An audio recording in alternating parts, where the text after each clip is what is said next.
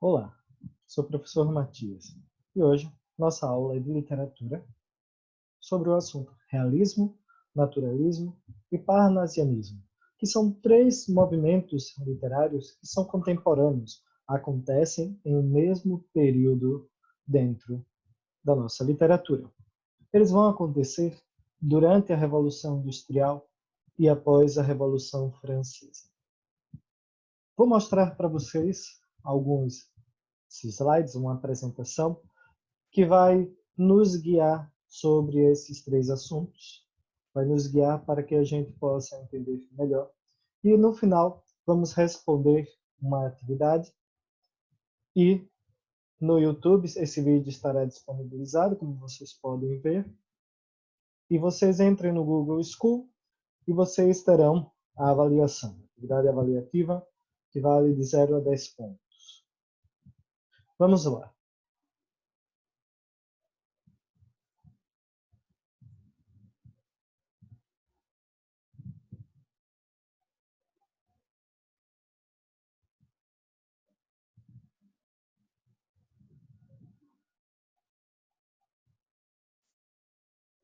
Realismo, contexto histórico na Europa.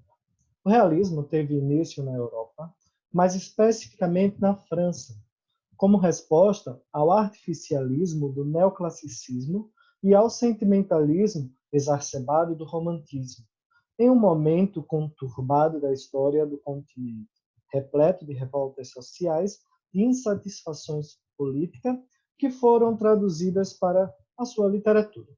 Como a gente já aprendeu, a gente viu em outras aulas, a literatura, o contexto histórico, a literatura e o seu contexto, eles vão estar sempre atrelados, não são desassociados, certo? A partir de 1830, após a abdicação do monarca Carlos X, as lutas em decorrência da insatisfação de setores da sociedade se tornaram intensas e foram fortemente influenciadas pelas teorias sociais, como o socialismo e o nacionalismo. A Revolução Industrial, iniciada na Inglaterra, trouxe suas consequências, acentuando a divisão de classes e promovendo a condição precária dos operários, ao passo que favorecia o enriquecimento da burguesia industrial. Aos poucos, as revoltas se espalharam por toda a Europa. Em geral, os operários eram camponeses, pobres e iletrados, que foram para as cidades em busca de trabalho. Acabaram encontrando jornadas de trabalho exaustivas, condições de vida precária e salários miseráveis. Tá certo? Um salário miserável, pobre. No entanto, aos poucos, esses operários foram tomando consciência da situação e se organizando para lutar por seus direitos. É aí que surge o socialismo, que é a distribuição dos rendimentos para todos.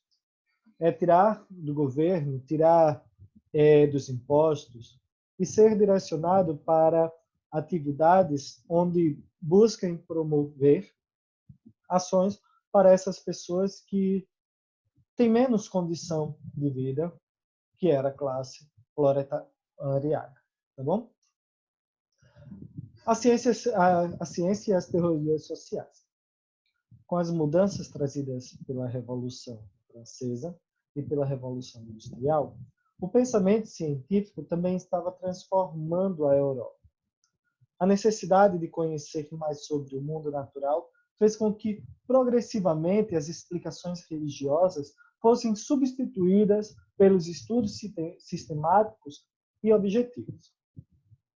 No entanto, esse modelo de estudo não ficou restrito ao mundo físico, sendo estendido também às chamadas ciências sociais, na tentativa de estudar as sociedades de modo científico.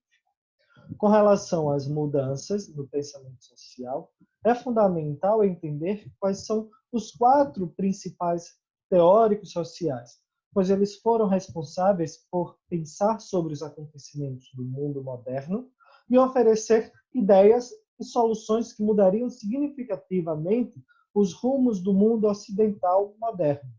Além disso, estabeleceram a sociologia como uma ciência. São eles: Auguste Comte foi o primeiro teórico a utilizar a palavra sociologia em 1838. Ele acreditava que as sociedades deveriam ser analisadas pelo viés da razão e da ciência.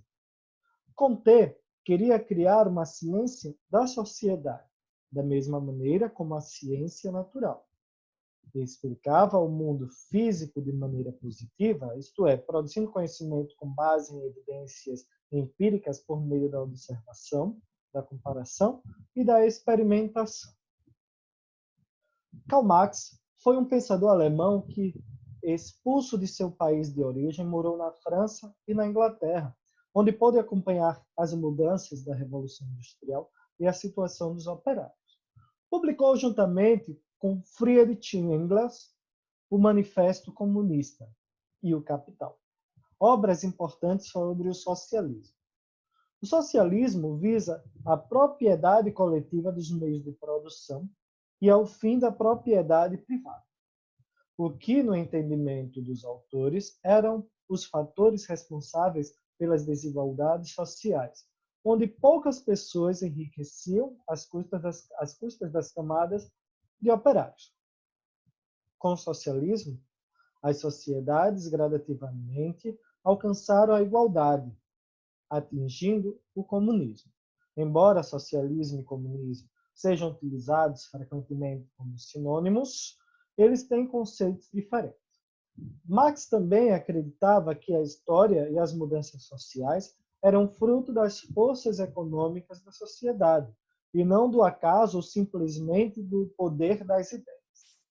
Esse modo de interpretação da história recebeu o nome de materialismo histórico e mudou alguns paradigmas de compreensão não apenas da história, mas também de disciplinas como economia e geografia. Émile Durkheim, assim como Auguste Comte, defendia a importância da sociedade como ciência empírica. Além disso, a sociedade deveria se dedicar a estudar os fatos sociais, isto é, os aspectos da vida em sociedade que moldam as nossas ações e comportamentos como indivíduos. O teórico defendia que, mesmo as ações mais íntimas e pessoais dos indivíduos sofrem influência e são moldados por aspectos da sociedade. Assim, Durkheim legitimaria a sociologia como uma disciplina, tendo os fatos sociais como seu objetivo, como seu objeto de estudo. Max Weber, um dos fundadores da sociologia, foi responsável por promover estudos relacionando sociologia e religião.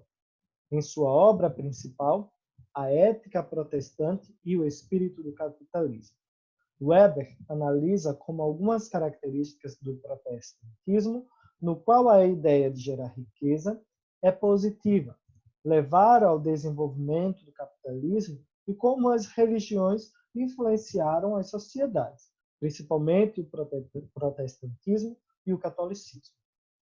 O teórico foi responsável por incorporar diversos conceitos aos estudos da sociologia, como a burocracia, a ética protestante, a racionalização e a ação ideal e o tipo ideal.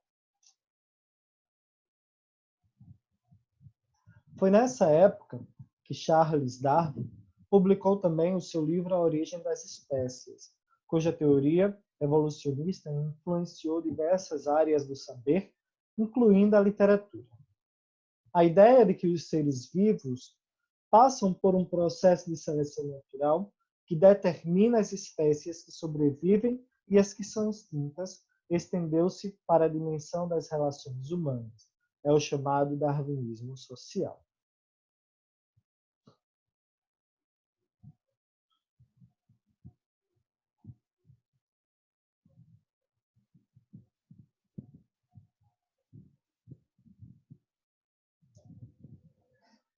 Quais são as características do realismo? Para a gente entender as características do realismo, a gente precisa saber dos conceitos teóricos, sociais, científicos. Por quê? Porque o realismo está ligado à ciência. A religião, ela foi deixada um pouco de lado, e o que está sendo tratado aqui é o homem e como ele se comporta dentro da sociedade. Vamos ver as características do realismo. Valorização da objetividade e dos fatos, impessoalidade, apagamento das ideias do autor, descrições de tipos sociais ou situações típicas, fim das idealizações, retratos de adultério, miséria e fracasso social, eles se tornam o foco, eles tomam a frente. A mulher, o homem, um ser, não vai mais ser pensado como um ser puro, um ser intocado. Eu não vou mais colocar o meu pensamento, a minha ideia para frente. Eu vou retratar o que de fato está acontecendo dentro da sociedade. Prevalência das formas do romance e do conto. Frequentes críticas às hipocrisias da moralidade da nova classe dominante, a burguesia. Aceitação da realidade, tal como ela é, em oposição aos anseios da liberdade dos românticos. Esteticismo, linguagem culta e estilizada, escrita com proporção e elegância. Tentativa de explicar o real, recorrendo muitas vezes à ciência ou ao determinismo. Determinismo, como a gente viu, é a ciência de Darwin. O homem é determinado pelo meio em que vive, e daí também existe a separação de classes. Abordagem psicológica das personagens como composição da realidade que vem.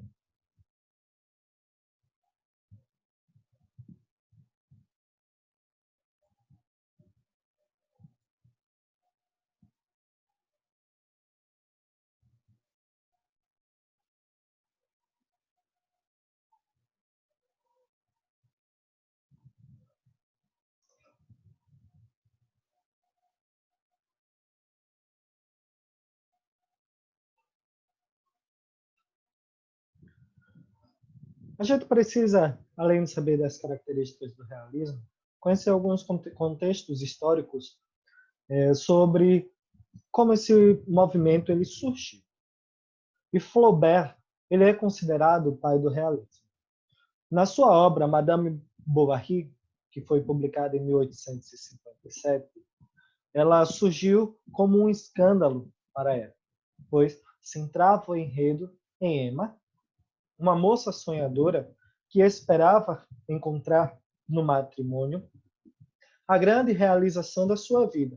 Mas, ao desposar, Charles Bovary desencanta-se rapidamente com o casamento e com a mediocridade do rapaz, um jovem cirurgião sem talentos e de mentalidade obtusa. O principal romancista desta época, do realismo português, onde a gente estuda na Europa, realismo português, no Brasil, nós temos também essa nossa literatura. Essa de Queiroz foi o grande romancista, que além de escritor, era um diplomata, tendo viajado para diversos lugares como Cuba, Egito e América do Norte. Sua obra pode ser dividida em 3 fases. Uma de preparação, composta majoritariamente por produções veiculadas na imprensa, e alguns textos ainda de cunho romântico, uma de realismo agudo, quando escreve os grandes romances críticos, O Crime, de Padre Amaro, que é uma das grandes obras da literatura deste momento, O Primo Basílio, que vocês assistiram e fizeram um trabalho sobre eles, sobre este filme, e Os Maias. E uma fase que é chamada fase de maturidade, caracterizada por um humanismo saudosista, época em que publica a ilustre Casa de Ramírez e a Cidade e as Serras.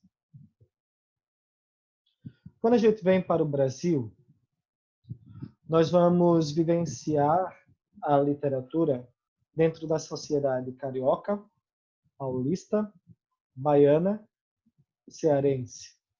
Nós vamos ter também em São Luís do Maranhão um escritor que foi fortemente conhecido.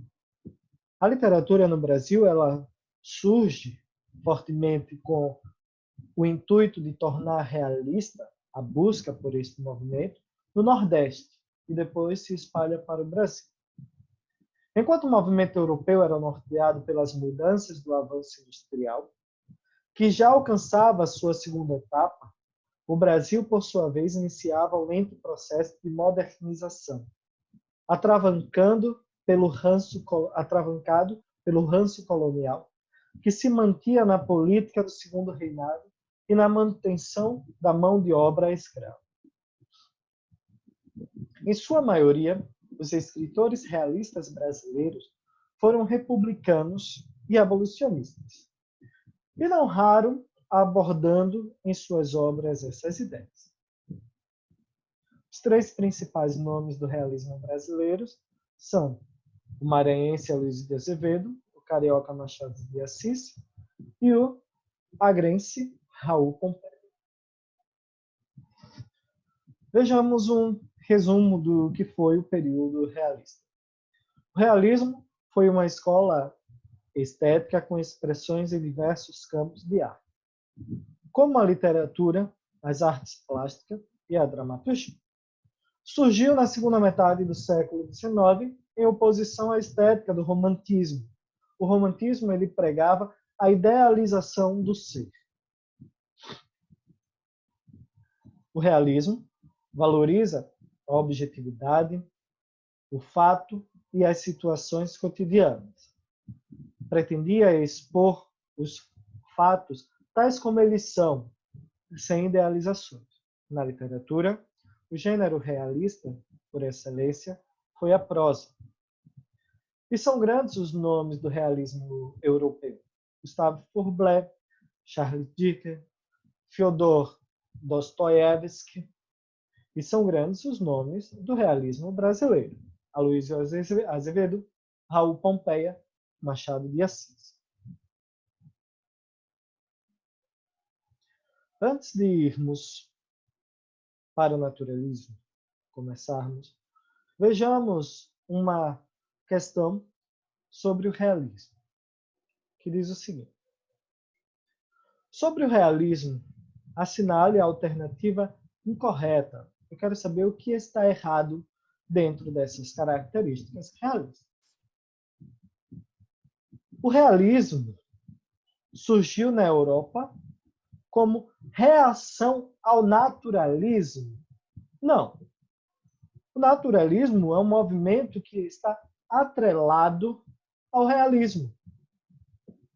O realismo ele surge em oposição ao romantismo. O realismo ele vem, assim como o naturalismo, para mostrar como a sociedade ela se mostra de fato, como ela acontece, como o convívio social e a relação humana está acontecendo. Daí nós tratamos algo que a gente vai chamar de verossimilhança, a retratação da sociedade como ela é, a retratação do real. Letra B. O realismo e o naturalismo têm as mesmas bases, embora sejam movimentos diferentes. Sim, eles têm o mesmo conceito teórico, os mesmos conceitos, tá certo? E vão tratar de assuntos diferentes.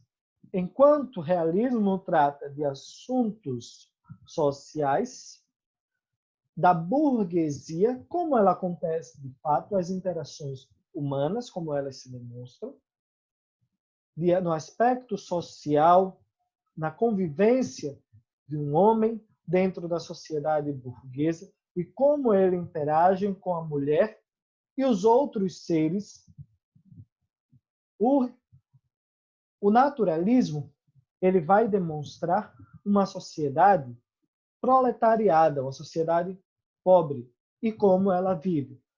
E não só como ela vive, mas também vai demonstrar o determinismo de Darwin, a separação dos homens e o meio em qual ele vive, assim também como o lado animalesco do ser humano. Letra C. O realismo surgiu como consequência do cientificismo do século XX. Sim, a ciência está presente neste período. A religião tem sido colocada um pouco mais de lado. Letra D. Gustave Flaubert foi um dos precursores do realismo e escreveu Madame Bovary. Como a gente viu agora há pouco, Gustave Flaubert, ele foi o pai do realismo, foi quem deu início ao precursor deste movimento. Émile Zola escreveu romances de tese e influenciou escritores brasileiros. Sim, Émile Zola fez parte do realismo e seus romances foram os principais aspectos, a sua característica na sua escrita, foi quem influenciou os brasileiros a produzir a literatura realista. A partir desta tese de como a sociedade ela se demonstra, como a sociedade ela aparece, como ela é colocada para uma sociedade, houve a curiosidade dos brasileiros para também mostrar como a sociedade brasileira ela está aparecendo, como ela surge, como ela se demonstra no Brasil, principalmente por ser um período onde o Brasil está em constante evolução, não só o Brasil, mas também o mundo.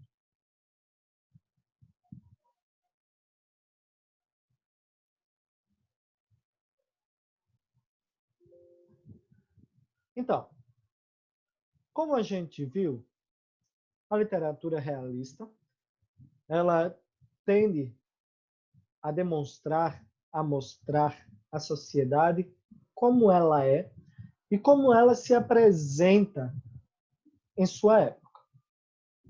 Ela vai mostrar temáticas como adultério, temáticas como a mulher dentro da sua sociedade e a mulher como ela se comporta, a mulher e sua relação com seu marido.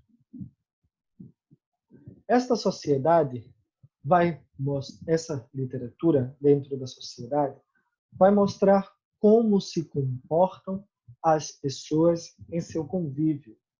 Como em Crime de Padre Amaro. Em Crime de Padre Amaro, nós temos um padre que vai contrariar as normas da sua igreja, as normas, os preceitos ao qual ele se submeteu. Primo Basílio é a relação entre duas pessoas que têm um parentesco familiar, primos. Além da relação entre esses primos, estabelece-se a relação da traição. É a mulher que tem um comportamento social, se mostra íntegra, onde o marido não quer que esta mulher se junte com uma amiga que é considerada mulher da vida, uma prostituta. Contudo, ele não está ciente, não está por dentro de tudo que acontece dentro da sua própria casa e não acredita até mesmo em alguém que conta para ele o que está de fato acontecendo dentro de sua casa, que é a relação de sua esposa com seu primo. No qual, na sua juventude, este casal de primos tiveram uma relação e voltou. Então, o realismo está preocupado com esta interação social, com esta relação e como a sociedade burguesa ela se mostra dentro da sociedade. Vamos falar agora sobre o naturalismo.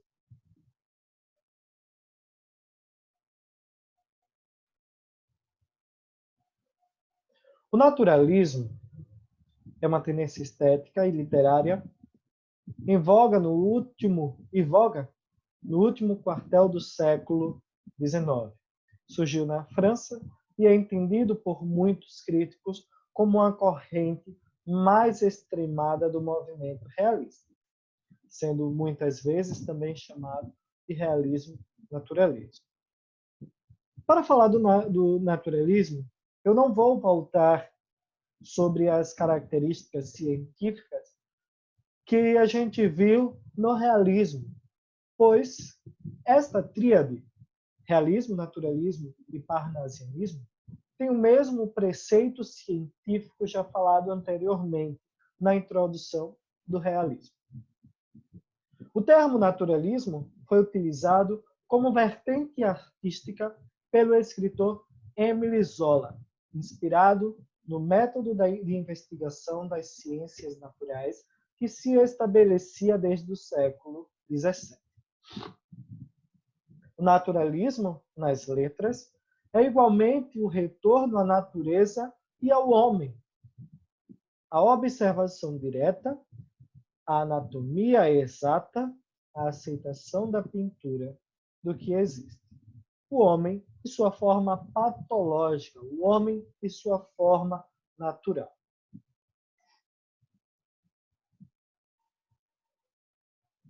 Empenhados em escrever um retrato fidedigno da realidade, ao contrário do universo idealizado e subjetivo do romantismo, os naturalistas desenvolveram um estilo literário objetivo e, como postulou o próprio Zola, anatômico.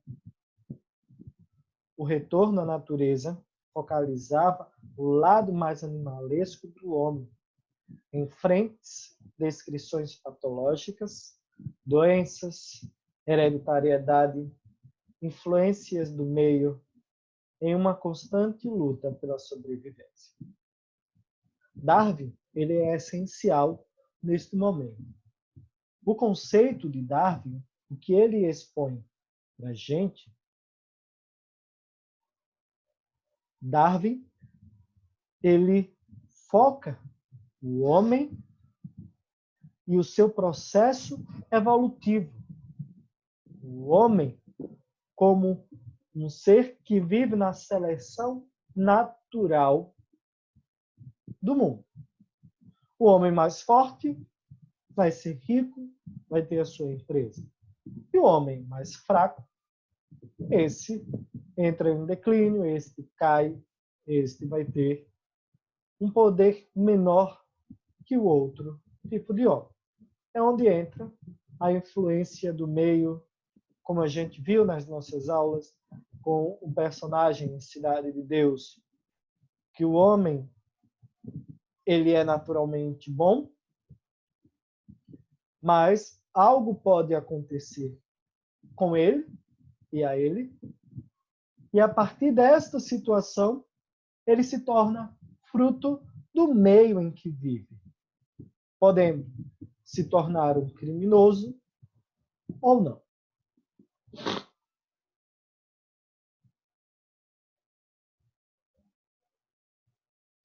Quais são as principais características do naturalismo?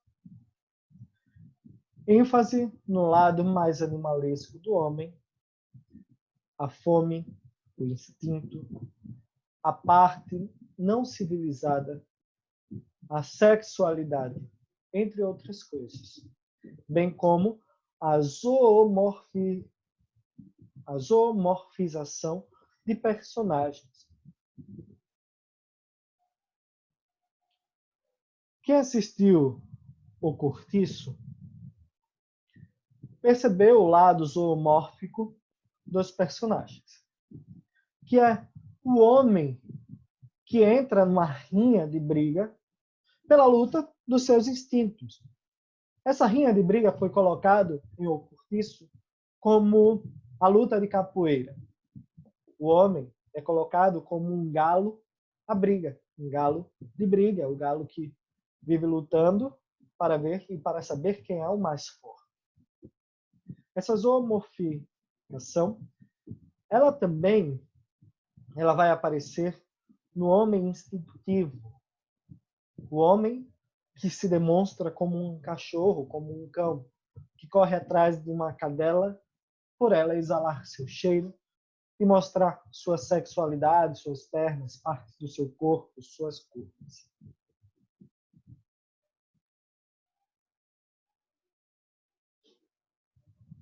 Determinismo. O indivíduo não é mais sujeito, mas um figurante da história, resultado das influências do meio em que vive. Cientificismo.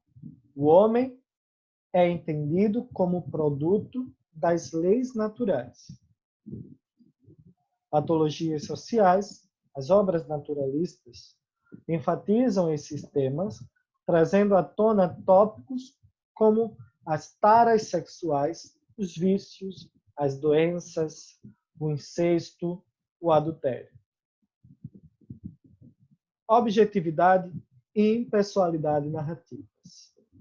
Preferência por temas do cotidiano, frequentemente priorizando as relações e vivências das classes inferiores.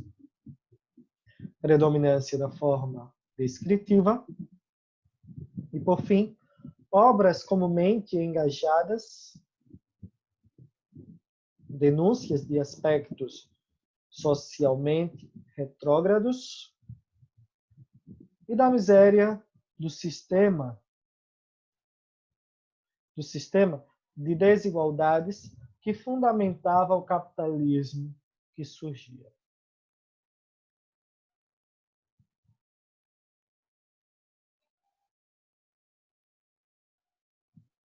Os principais autores do naturalismo são Émile Zola,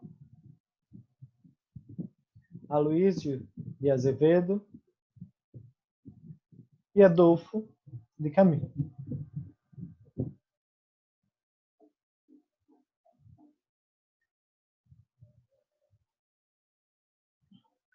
O quadro a seguir, ele vai mostrar quais são as diferenças que há entre o realismo e o naturalismo.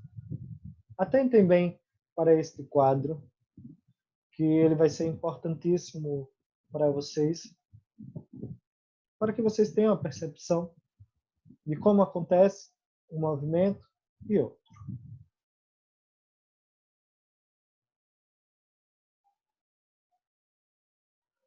Definição. Realismo. O realismo é um movimento literário caracterizado pela representação da vida real. O naturalismo é a consequência do realismo literário, influenciado por teorias científicas.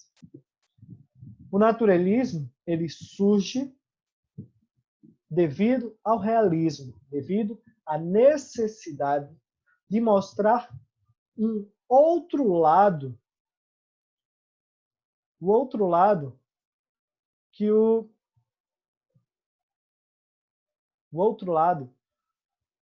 naturalismo, que o realismo ele não mostrava, que é o lado da classe inferior. O que, como a gente pode dizer, pela seleção natural de Darwin. A classe mais pobre, a classe proletariada. Então, o naturalismo ele surge para representar esta outra sociedade.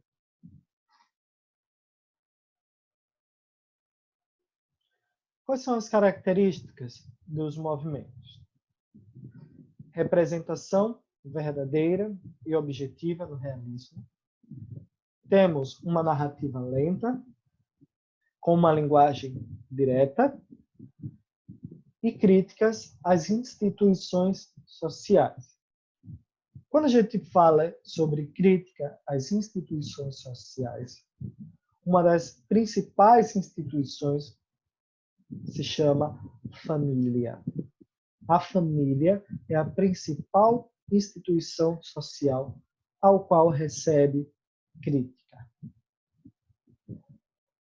O casamento, a relação entre mãe, pai, filho, a relação entre patrão, empregados, são todas as instituições que aparecem, além também da instituição religiosa, que vai receber suas críticas. Já a característica do naturalismo é mostrar o verdadeiro e tem o objetivo verdadeiro, objetivo e científico, mostrar o real, a sociedade como ela é. Tem uma linguagem simples, uma linguagem impessoal, e nós vamos ver o uso de regionalismos, uma linguagem mais aproximada de cada comunidade.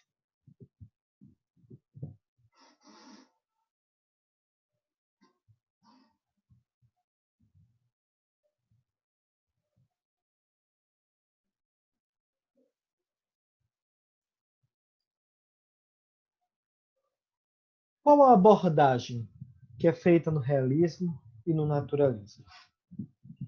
O realismo retrata o dia a dia das pessoas comuns. Já o naturalismo retratou como o ambiente, a hereditariedade e as condições sociais controlam o ser humano. Os temas são romance realista, usam temas como sociedade, classe social, entre outras coisas. Romance naturalista usam temas como violência, pobreza, corrupção e prostituição. Quando a gente fala deste termo prostituição, no próprio livro O Cortiço, no filme O Cortiço, quem assistiu pode perceber que uma mulher ela tem um forte desejo também de engravidar para poder ser ama de leite, para poder vender seu corpo para uma pessoa que teve um filho recentemente e esta pessoa pagar pelo serviço de amamentar a criança. Além disso, nós temos o caso, a forma de relação, que é comum hoje também, que é a relação de prostituição, de venda de corpo.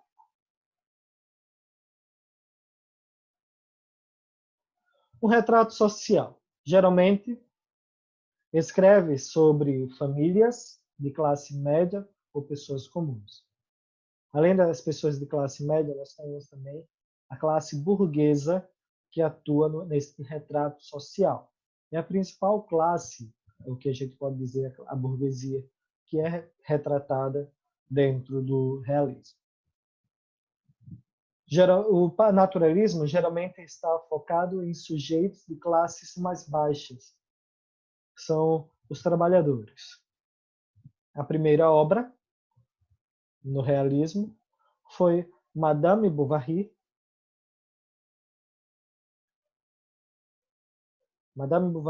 em 1857, que foi uma obra de Gustave Flaubert. Já no naturalismo, Émile Zola estreia este período com Thérèse Raquin. As principais obras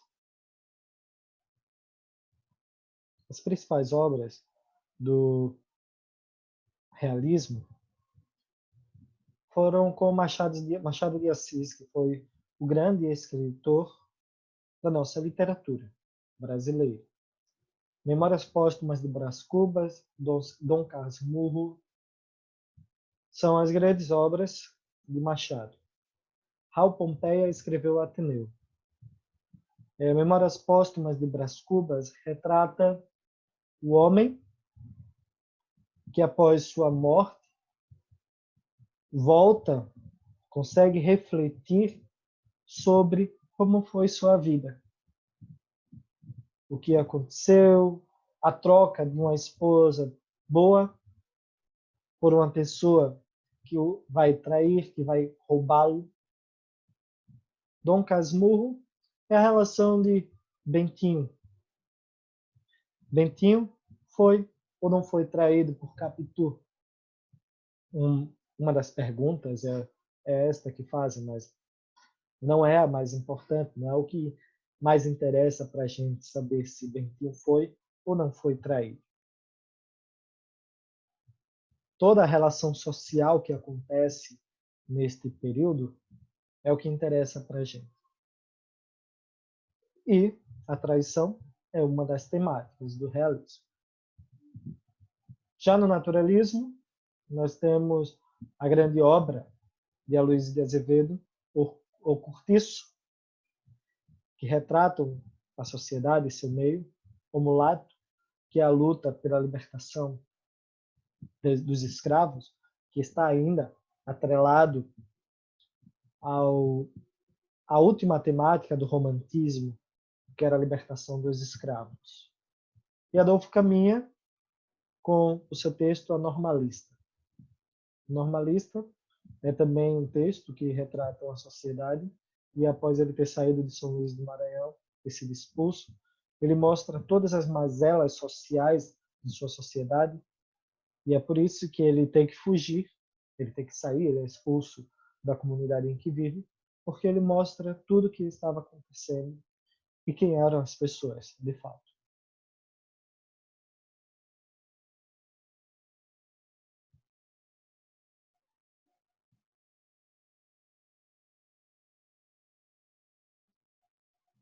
Então, esse foi o realismo e foi o naturalismo. E o que há de diferente entre eles e o que há de associação. O próximo período que nós vamos ver após a atividade, ele também está ligado a esses dois movimentos, ao conceito científico. Porém, ele está muito mais voltado para a poesia. Tá certo? Vamos ao exercício sobre o naturalismo.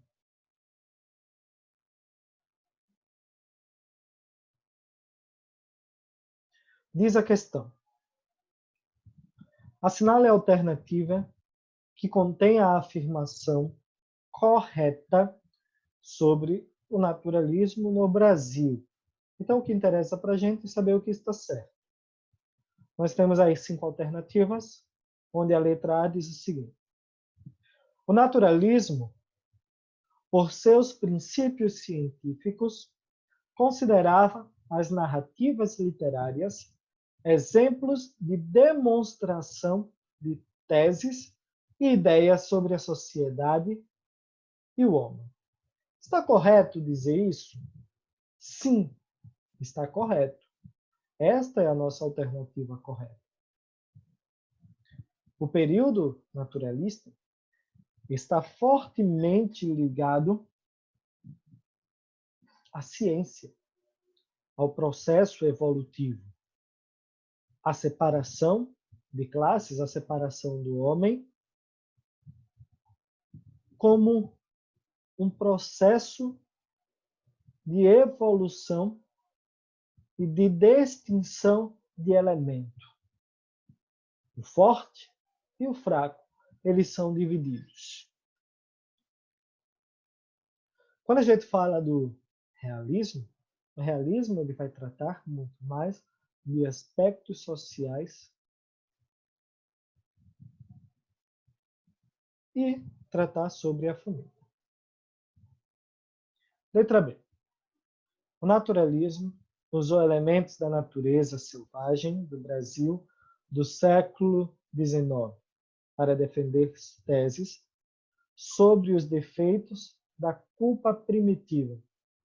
Nós não estamos falando sobre o retorno à ideia primitiva. Nós estamos falando sobre um momento social em qual as pessoas vivem, em qual as pessoas convivem numa sociedade e como elas vivem. É o processo de separação social. Letra C. A valorização da natureza rude, verificada nos poetas Árcades, se prolonga na visão naturalista do século XIX, que toma a natureza decadente dos cortiços para provar os malefícios da mestiçagem. Não estamos preocupados com isso. O período arcadista, neoclássico, está vindo muito tempo atrás.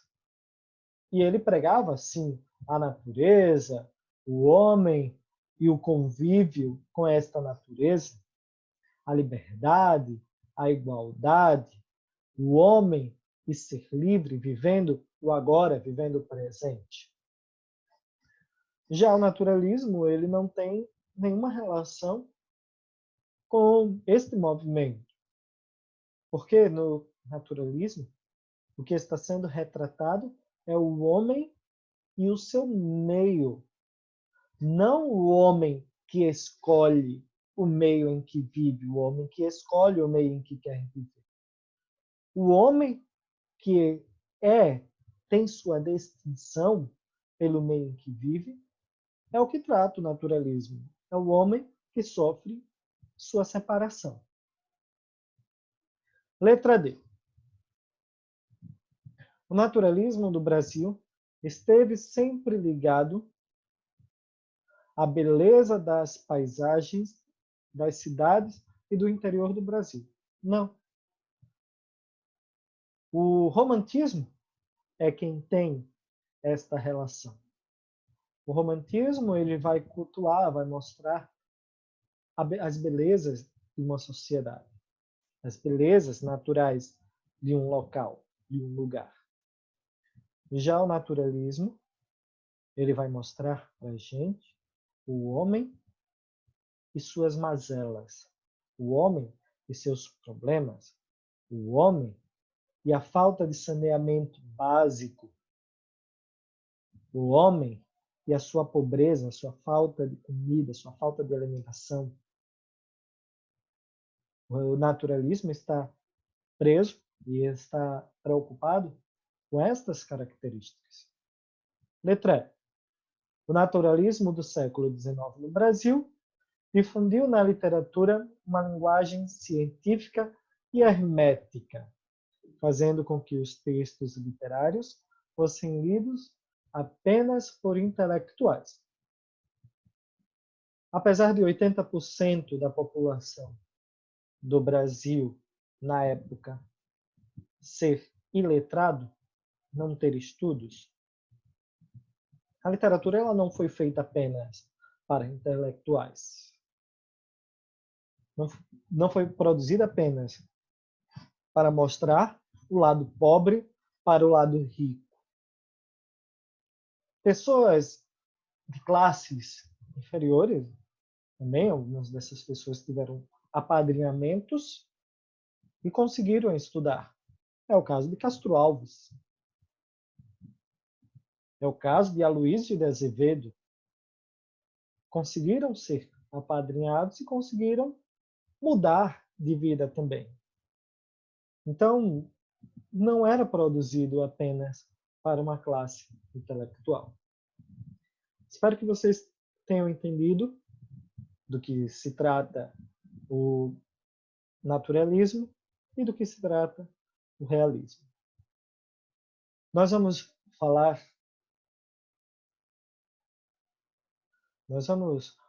agora sobre o terceiro período desta tríade de assuntos, que é o parnasianismo, que é um período que está buscando a forma de escrita, a forma artística. Está preocupado não mais somente com a sociedade, com como ela se apresenta, mas sim está preocupada com o culto à forma, a como se escrever. Esta, sim, é uma poesia que está voltada para intelectuais, por ter uma linguagem difícil, porém objetiva.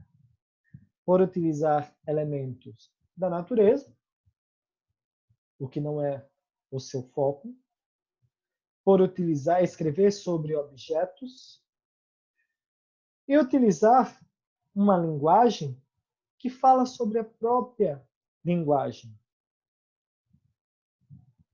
Ele vai escrever, vai ensinar a escrever o que é poesia. Vamos ver parnasianismo.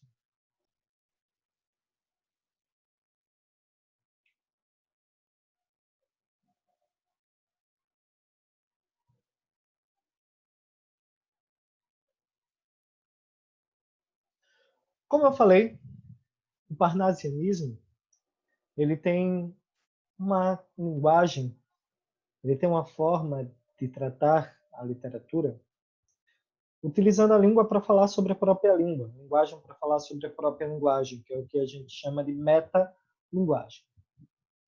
Então, como foi dito, o parnasianismo ele participa de um mesmo momento, de uma mesma característica descritiva e científica do realismo e naturalismo.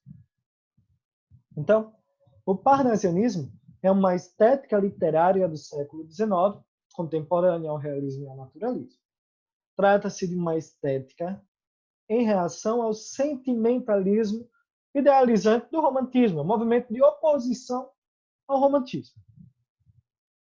Em 1871 foi publicado o Parnasse Contemporanee, que foi onde surgiu o nome parnasianismo. Desta obra surgiu o nome deste movimento.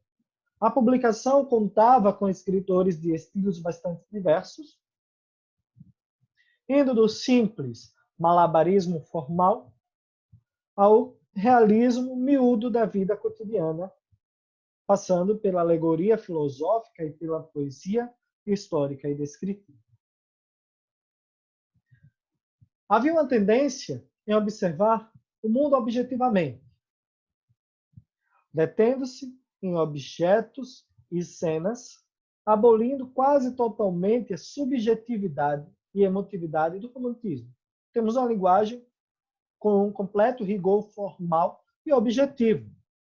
Era preciso um rigor formal por meio do verso, bem trabalhado, com rimas bem elaboradas e raras, ritmo bem marcado, métrica dos versos e um vocabulário raro e preciso. De efeitos plásticos e sonoros capazes de impressionar os sentidos.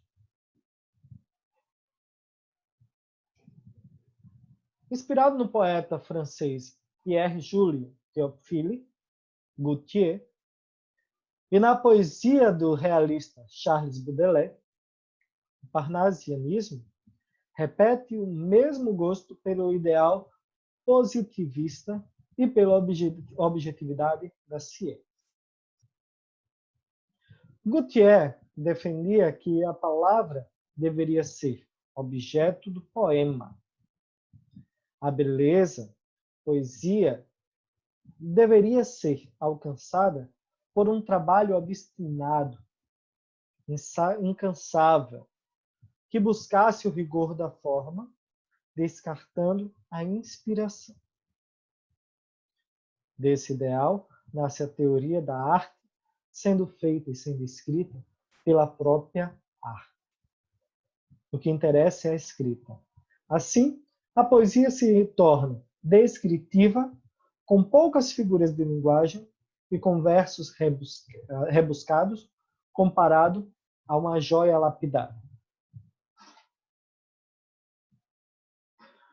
O poeta deste período parnasiano, ele vai ser considerado como um ourives. Quem é um ourives? É aquela pessoa que pega o ouro e transforma o ouro. Ele cria o ouro. Então, ele vai lapidar uma joia preciosa, e esta joia é a poesia, e construí-la na forma mais perfeita e rara que possa haver.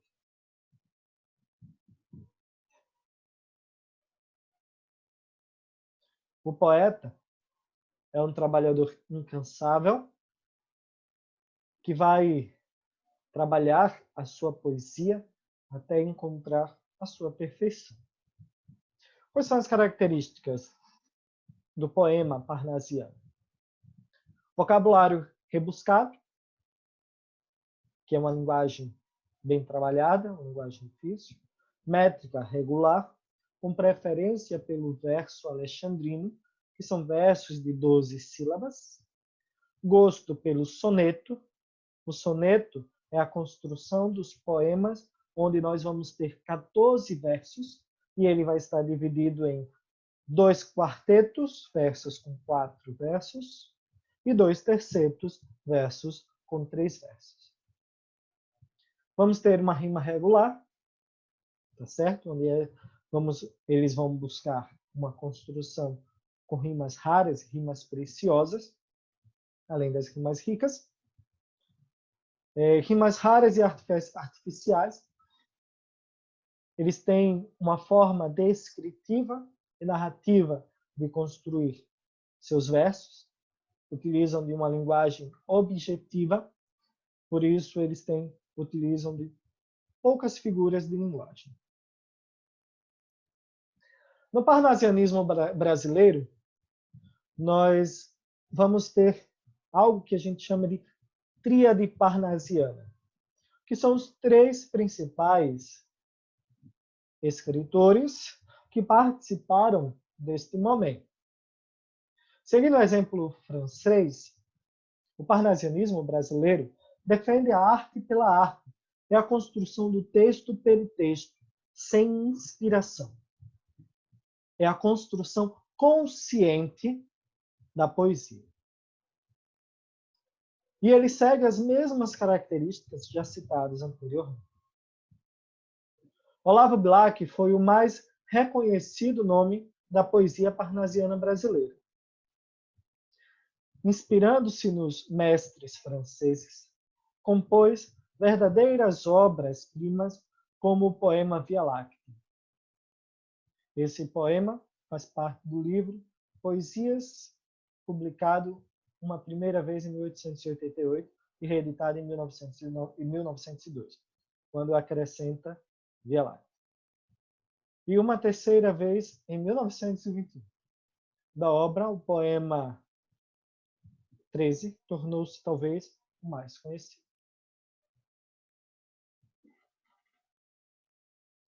Eu não vou fazer muitos comentários sobre este poema, porque ele vai estar presente na avaliação de vocês. E vocês encontrarão comentários também no módulo de vocês na internet. Mas esse texto é um dos mais importantes, por isso que eu coloquei. Eu quero que vocês leiam e reflitam sobre esse texto, e teçam comentários sobre a estrutura e característica parnasiana.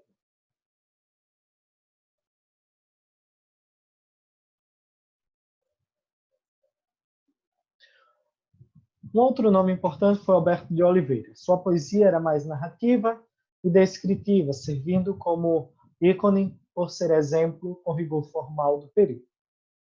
Mas o nome importante é o de Raimundo Correia. O poeta, autor das As Pombas, assim como Alberto de Oliveira, traz uma poesia altamente descritiva. Além desses 3 grandes poetas parnasianos, Machado de Assis ele é considerado o grande nome da nossa literatura. Ele participou do romantismo, esteve presente no realismo e também fez parte do parnasianismo. Mas ele não entra como o grande nome da tríade parnasiana. Ele foi um experimentalista deste período. Machado de Assis foi um grande romancista realista, também produziu a poesia parnasiana, apesar de não ter sido esse gênero que o consagrou. Sua produção também encontra destaque.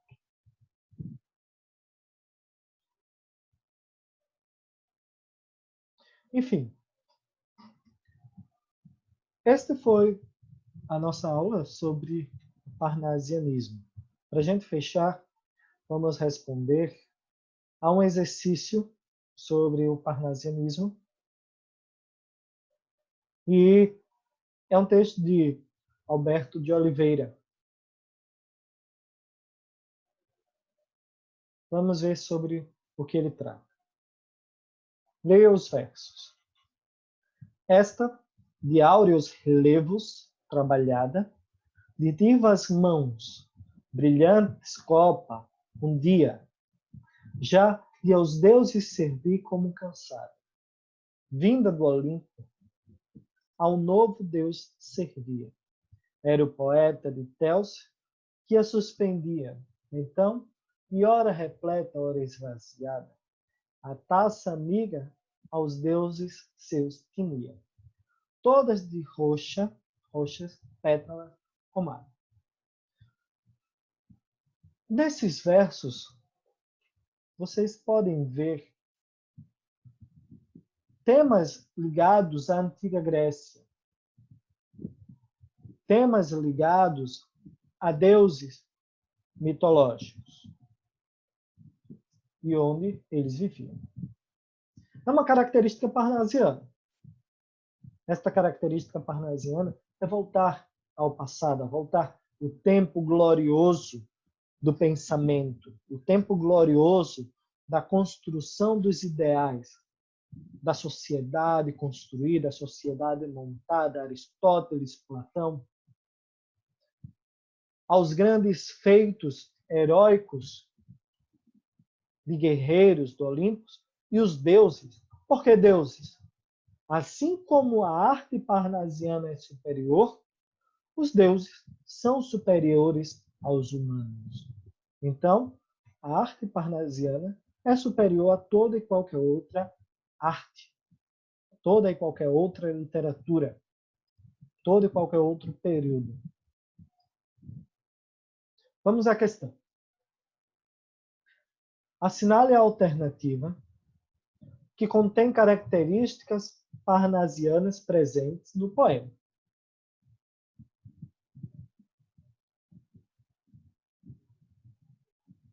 Busca de inspiração na Grécia clássica como nostalgia e subjetivismo.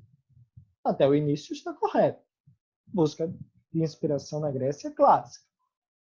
Eles têm, o parnasiano, ele vai ter essa busca de inspiração por ideias clássicas. Contudo, eles não estão vivendo a nostalgia. Eles não vivem uma inspiração. Eles pegam elementos do período como objetos, como um espaço, e vão descrever esses objetos de forma objetiva, não subjetiva. No parnasianismo não há espaço para subjetivismo. Letra B. Versos impecáveis, misturando mitologia clássica com sentimentalismo amoroso. Neste poema não temos nenhum sentimentalismo amoroso. E o período parnasiano, ele praticamente não vai abrir brechas para um sentimentalismo amoroso. Ele pode expor uma relação amorosa, mas ele não deixa espaço para inspiração. Letra C. Revalorização das ideias iluministas e descrição do passado. Quando a gente fala de ideias iluministas, nós estamos falando sobre o período literário arcadismo. O arcadismo ele também retratou a Grécia, trouxe elementos de deuses, novos deuses, e voltou a Arcádia, uma cidade grega. Só que nós temos um erro aqui. Este período não está preocupado, não está voltado para as ideias iluministas, as ideias da iluminação. Isso já passou. Como eu falei anteriormente, o poema parnasiano ele está preocupado na construção de elementos. Ele pega objetos, pega elementos e constrói uma poesia com eles, baseados na estética. Letra D. Ele faz uma descrição minuciosa de um objeto e busca de um tema ligado à Grécia Antiga. O título deste poema faz o grego. Ele utiliza elementos de objetos para poder criar a sua poesia, para poder construir. Ele vai sempre utilizar temas que possam estar ligados à Grécia, mas também temas atuais, e vai pegar os objetos de cada período. Então, ele faz uma descrição do objeto. Esta, de áureos relevos, trabalhada de vivas mãos. Então, a construção por mãos de deuses.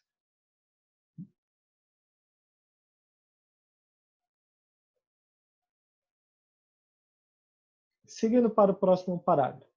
Era o poeta de Teos que a suspendia. É a criação da poesia. Então, e ora repleta, ora esvaziada, a taça amiga aos deuses tinha, todas de roxa, pétalas comada. Então, nós temos a poesia, ela criada através dos elementos de uma taça do vinho, do doce vinho e grandioso vinho tomado pelos deuses do Olimpo. Deus Baco, o deus da festa. Então, existe a construção através dos objetos. E letra E, vocabulário preciosista e de forte ardor sensual. Nós não temos aqui nenhum ardor sensual ligado a isso aqui. Nós temos a descrição de um objeto.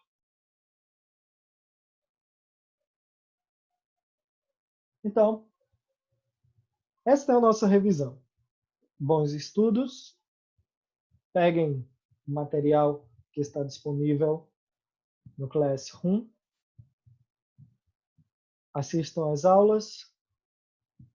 E boa prova. Tchau, pessoal. Bons estudos.